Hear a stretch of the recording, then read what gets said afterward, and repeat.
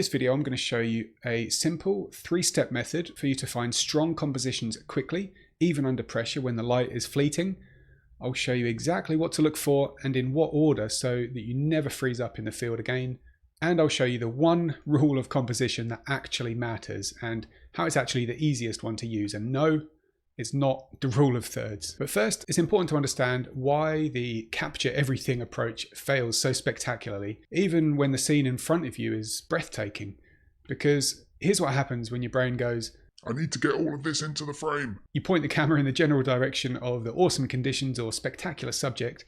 You make sure the horizon is level, maybe, and you start snapping away. The problem? A great composition isn't about capturing everything, as I'm sure you know. It's about capturing the right things in the right arrangement. And when you're under pressure with the fleeting light, you need a plan so that you're not just winging it and hoping for the best. First, without this one thing, your photo won't really be about anything. So the first thing you need to do is pick an anchor point. So your anchor point is the one most dominant or interesting thing in the scene that's going to be the star of your composition. It could be a distinctive rock formation in the foreground, a lone tree on a hillside, a mountain peak, the sun breaking through the clouds, or a wave crashing on the shore. The key is to just decide, what do you want to be the star of this shot? And then once you've got your anchor point, everything else in your composition is going to be built around it. Steve, what if there are multiple interesting things? It's a good question, so let me show you. Because very often there will be more than one interesting thing to look at in the scene. Ignore them and your composition could lack context, depth or scale. Or even worse, the critically important element, it could lack balance.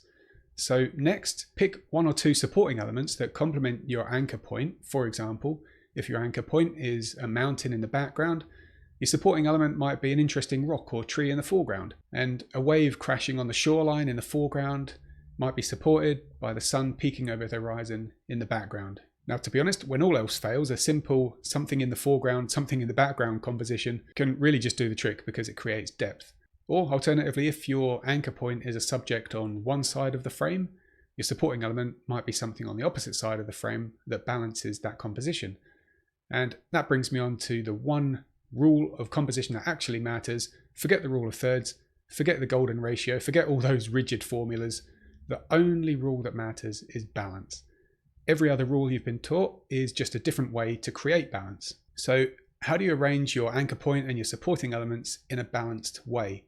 Well, there's a technique that's easier and more flexible than you might think. I call it the triangle method, and it's a visualization technique that I've been teaching photographers for years. Now, if you want to download a free guide that explains it all in more detail, which you can refer to easier than trying to find this video again later, then click the link in the description or pinned comment below this video to get it for free.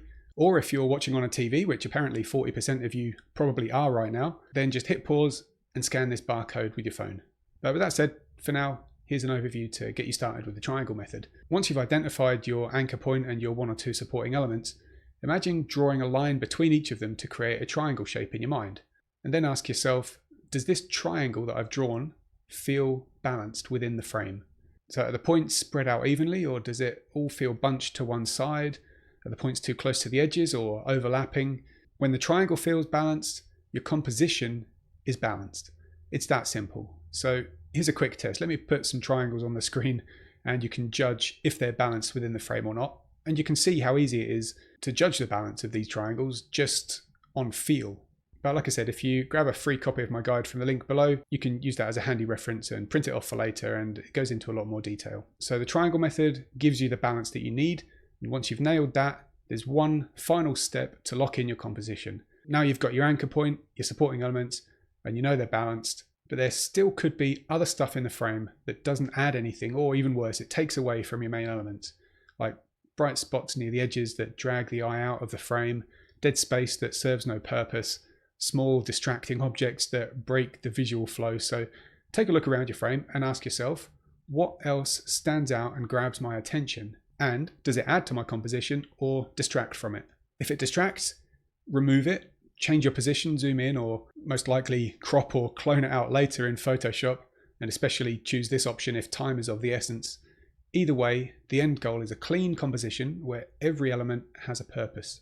Now, you might actually be surprised how many older shots you can turn from, say, a 6 out of 10 into an 8 or 9 out of 10 with some creative cropping or cloning out. some distracting elements. Let me show you some examples to show you the kind of difference it can make. So this image is a good example because we basically have 3 points of interest. Now you might look at these rocks and think there's only 2, but bear with me. So compositionally, we have obviously the 2 rocks, 1 and 2. So I'm just going to draw a dot on each of those to mark them for a second. And then if we look down here in the foreground, we have where this rock juts out from the shelf here. And because that breaks the line that goes this way, that leading line, this is where we're kind of drawn to as well. So in this composition, that actually gives us 3 points of interest. So let me just draw the triangle between those 3. So let's go 1, 2, 3, like that.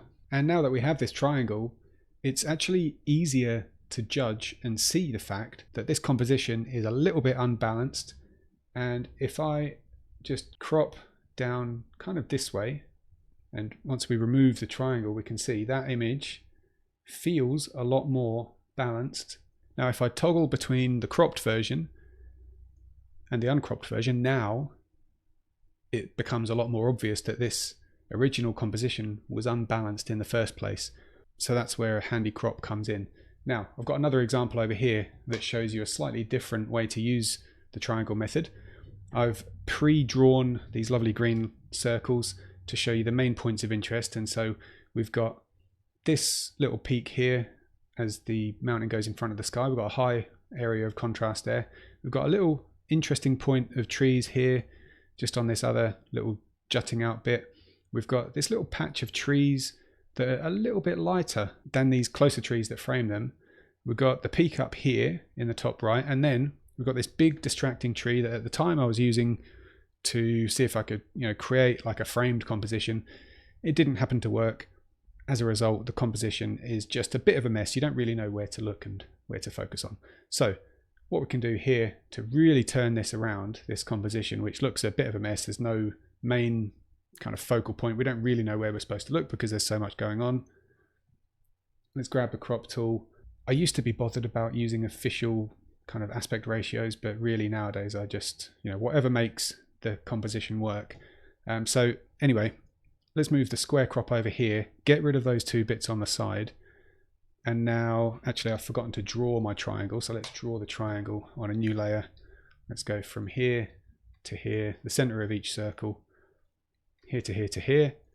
Now, is that triangle balanced within the frame? I'd say it pretty much is. And now that looks like a photo that I would be proud to share. Now, the thing is, as easy as this process is for creating great compositions quickly, there are still some common composition mistakes that will ruin a shot. So watch this video next to find out what they are and how to avoid them.